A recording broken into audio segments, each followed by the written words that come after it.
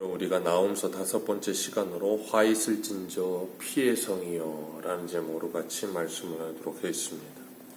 하나님께서 나홈 1장과 2장에서 니느웨를 심판하시겠다고 말씀하시면서 니느웨가 하나님을 거스르고 대적하는 자가 되었기 때문에 하나님께서 니느웨를 심판하신다 하셨습니다. 그건 하나님께서 니느웨만을 말씀하시는 건 아니에요. 오고 오는 세대 속에서 모든 인생들 중에 하나님을 거스르고 대적하는 자들은 하나님께서 그대로 하나님의 공의대로 그들을 심판하십니다. 오늘 본문은 그 니느웨의 죄악에 대해 구체적으로 하나님께서 나열하세요. 하나님께서 니느웨를 향하여 피의 성이여 라고 말씀하십니다. 니느웨는 어제 우리가 보았던 것처럼 세상의 모든 물이 모이는 목과 같은 곳이다 그랬어요.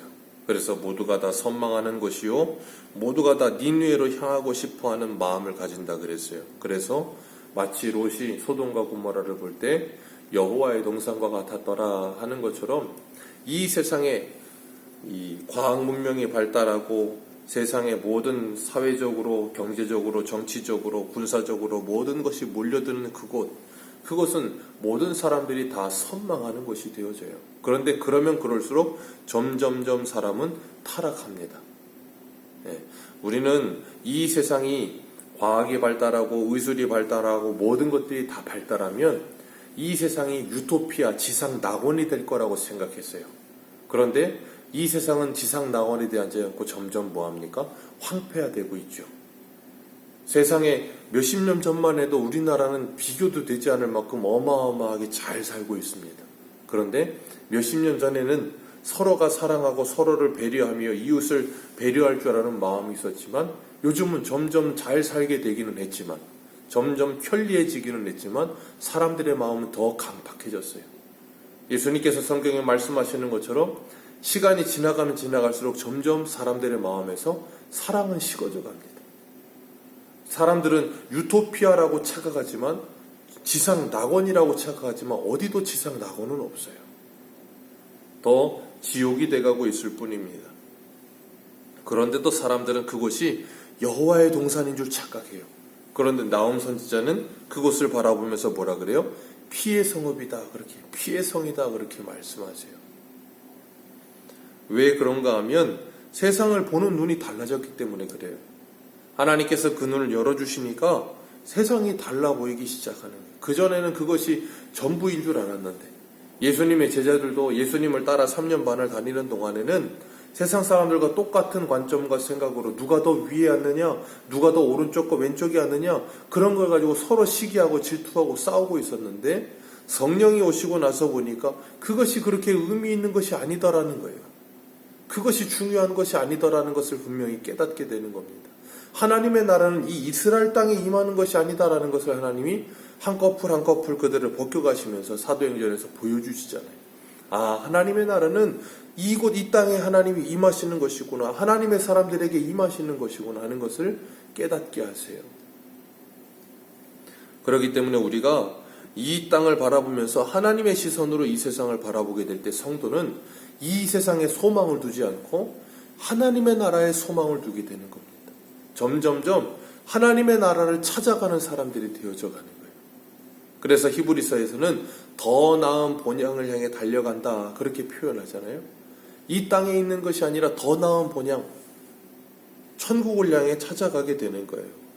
하나님께서 니느웨를 향해 피의 성읍이라고 하셨던 이유는 무엇인가 하면 이 1절 말씀에 거짓이 가득하며 포악이 가득하며 탈취가 떠나지 아니하는도다 그랬어요. 거짓말이 난무합니다. 요한복음의 거짓의 아비는 사단이라 그러셨잖아요. 거짓말이 난무하는 거예요. 사단이 사람들의 마음을 장악하고 사람들을 좌우지하는 거예요. 그러니까 어떻게 돼요? 포악스럽죠. 사람들이 점점점 포악스러워져 가요. 그리고 어떻게 해요? 탈취가 떠나지 않는 거예요.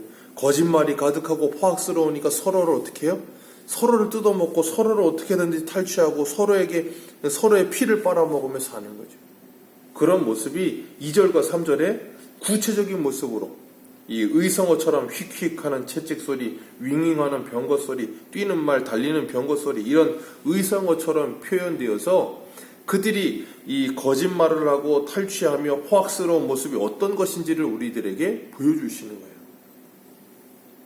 그러면서 서로가 서로를 잡아먹고 약육 광식이 되어서 마치 짐승대 동물의 나라처럼 힘 있는 자가 힘없는 자를 짓누르고 살아가는 힘의 논리 속에 살아가는 세상.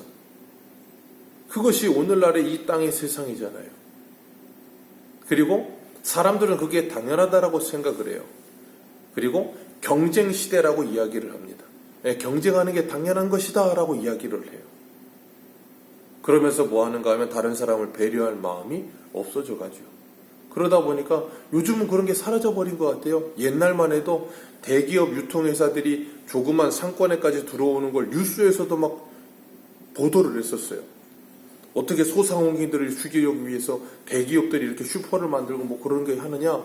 그리고 못하게 했었는데 요즘은 그게 당연해졌어요. 그러면서 일반 슈퍼들은 다 사라져버렸습니다. 자유롭게 경쟁하는 건데 왜 그러느냐. 법적으로 아무 문제가 없죠. 사람들이 죽든 말든 참 안타까운 모습이에요. 그런 것들이 이렇게 하나하나 계속해서 더 늘어나고 있는 거예요. 그러면서 어떻게 해요? 다른 사람이 어떻게 되든지 말든지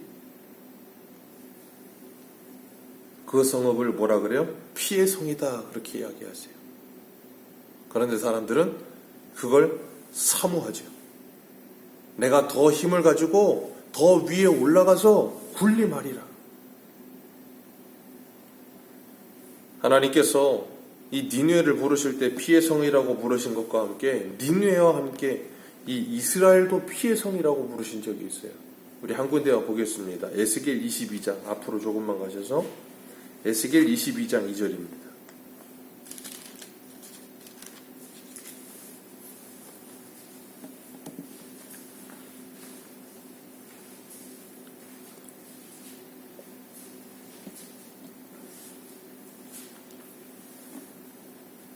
에스겔 22장 2절 같이 읽겠습니다. 시작. 인자야 내가 심판하려느냐 이 피 흘린 성읍을 심판하려느냐 그리하려거든 자기의 모든 가증한 일을 그들이 알게 하라. 아멘. 여기서 하나님 말씀하시는 게 뭐예요?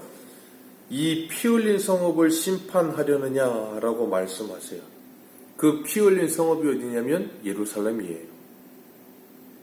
하나님께서 예루살렘을 향하여 피 흘린 성읍이라고 말씀하시면서 4절에 내가 흘린 피로 말미암아 죄가 있고 내가 만든 우상으로 말미암아 스스로 더럽혔으니 내 날이 가까웠고 내 연한이 찼도다. 그러므로 내가 너로 이방의 능욕을 받으며 만국의 조롱거리가 되게 하였도다.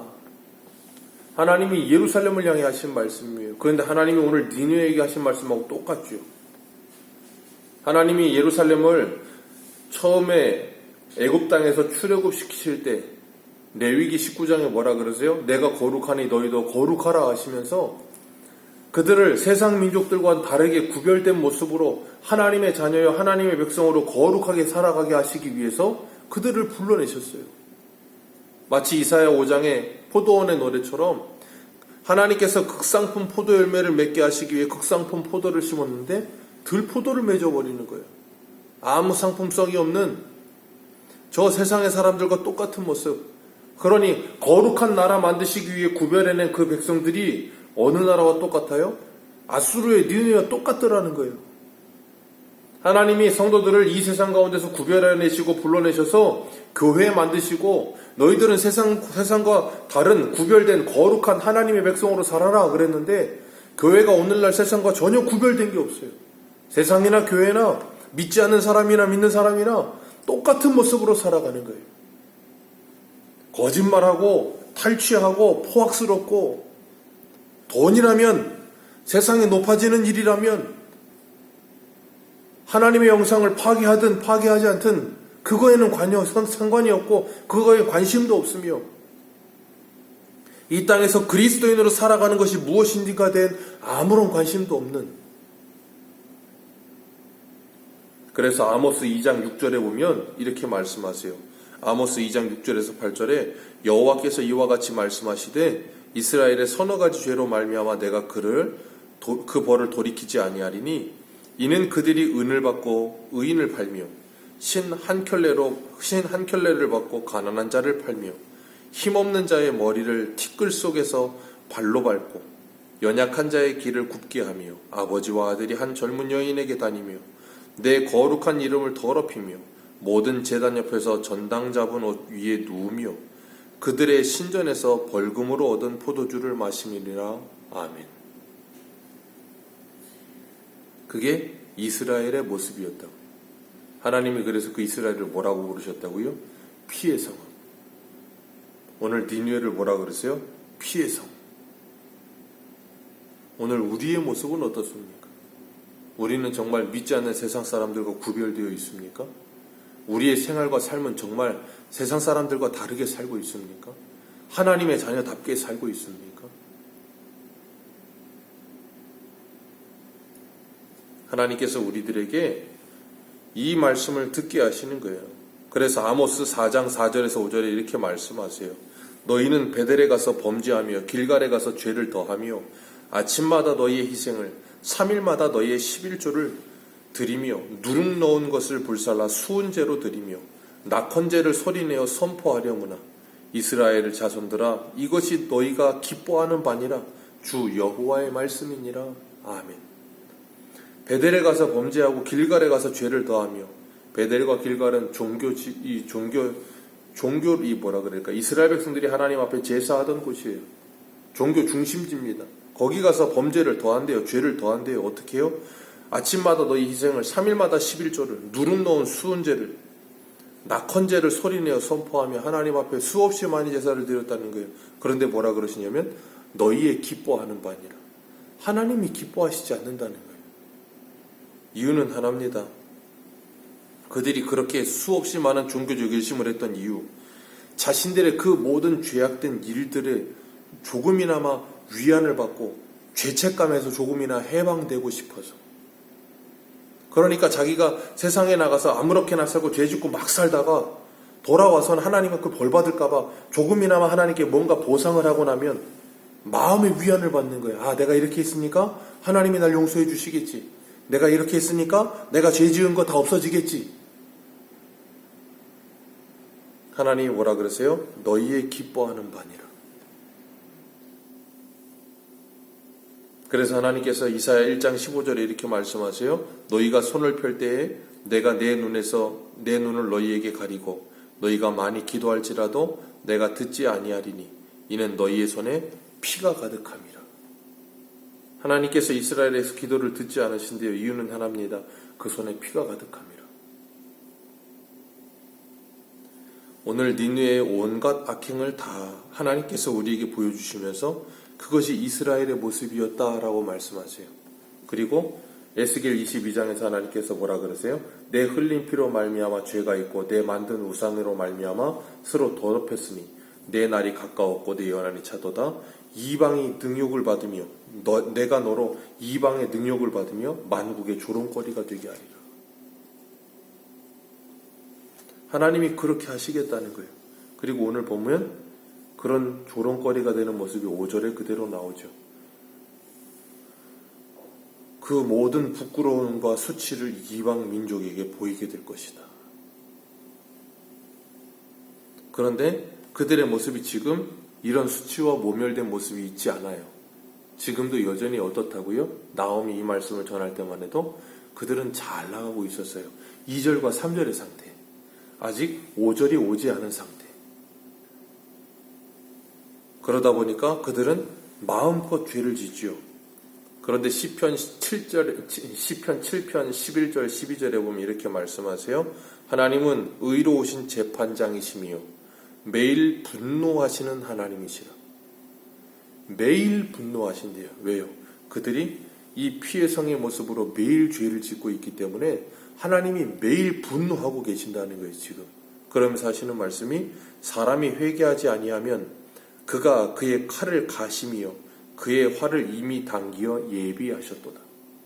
활을 당겨 이미 활시위가 그를 향해 있다는 거예요. 하나님이 그때가 차면 이 시위를 놓으면 그대로 그에게 마저 그는 뭐예요? 하나님의 심판을 받게 될 거라는 거예요. 그러니 뭐 하라고요? 하나님의 이 말씀을 듣고 회개하라라고 말씀하고 계시는 거예요. 아술의 수도 니느웨의 죄악된 실상이 4절에 뭐라 그러세요? 마술에 능숙한 미모의 음녀같이 많은 음행을 행하였다. 능숙한 마술에 능한 미모의 음녀 같다. 그래서 온갖 음행을 하며 다른 사람들을 유혹하며 마술로 여러 족속들을 미혹하며 다 뭐예요? 무너뜨린다는 계시록에 나오는 음녀의 모토가 똑같아요. 천하를 취하게 하는 그 잔을 가진 여인처럼 모든 이들을 무너뜨리는 거예요. 하나님께서 가증하고 더러운 니느웨 위에 그 모든 것들을 그 수치를 받게 하셔서 그들이 어떻게 하세요? 5절 말씀에 보니까 치마를 걷어올려 얼굴에 이르게 하여 모든 부끄럽고 수치스러운 것을 다 보이게 하시겠다라고 말씀하시는 거예요.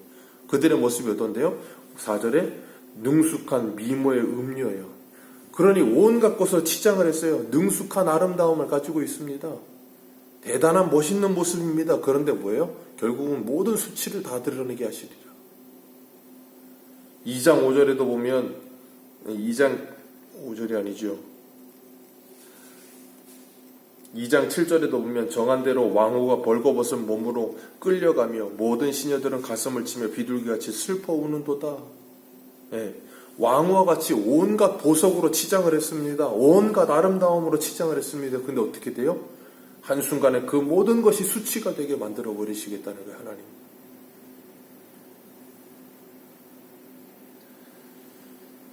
그러니 그런 모습으로 그들이 그 고통과 괴로움 속에서 8절에 2장 8절에 서라 한들 누가 서겠습니까? 누가 돌아보겠습니까? 그러니까 오늘 7절에 뭐라 그러세요? 7절 같이 읽습니다. 시작.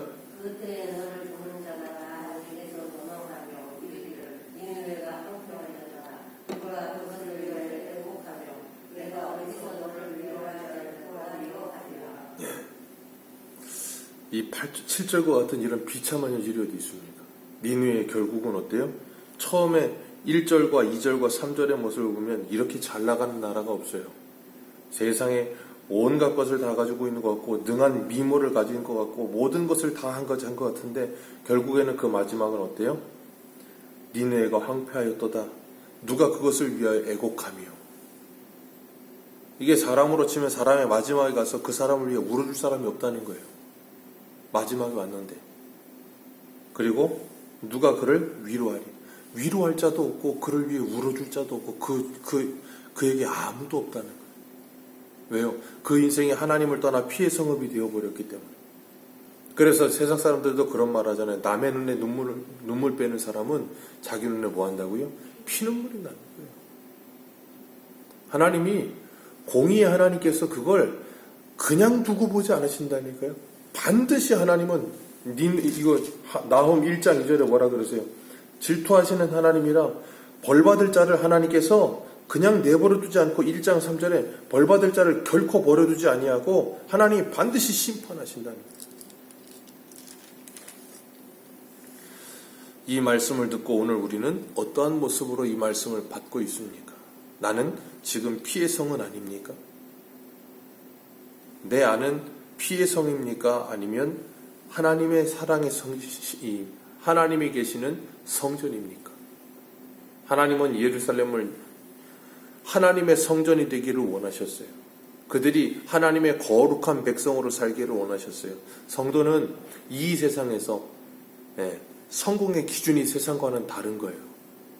세상의 사람들도 각자마다 자기가 살고 있는 세계에 따라서 성공이 다릅니다. 장사하는 사람은 그 장사를 해서 큰 돈을 벌면 성공했다고 말을 해요. 그리고 학문적인 공부를 하는 사람은 학문적인 공부를 해서 큰 업적을 남기면, 그래서 노벨상을 타다든가 그런 걸 하면 인생에 성공을 했다고 말을 합니다. 정치하는 사람들은 정치를 해서 높은 자리에 올라가면 성공했다고 말을 해요. 그리스도인들은 하나님의 자녀로서 예수 그리스도를 닮아가며 하나님의 형상을 회복하고 거룩하게 살면 성공했다라고 말하는 거예요.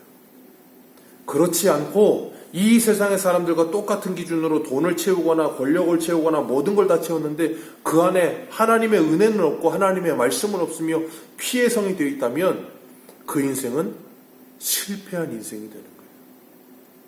오늘 우리의 모습은 어떤 모습입니까? 우리의 마음의 상태는 어떤 모습입니까? 우리는 어디를 향해 가고 있습니까? 주님께서 우리에게 말씀하세요. 내가 거룩하니 너희도 거룩하라. 그 주님의 말씀을 들으시고 하나님을 사랑하며 이웃을 사랑하며 피의 성읍이 아니라 정말 하나님의 성전되어 살아가는 복된 하루 되시기를 주님의 이름으로 축복합니다. 기도하겠습니다.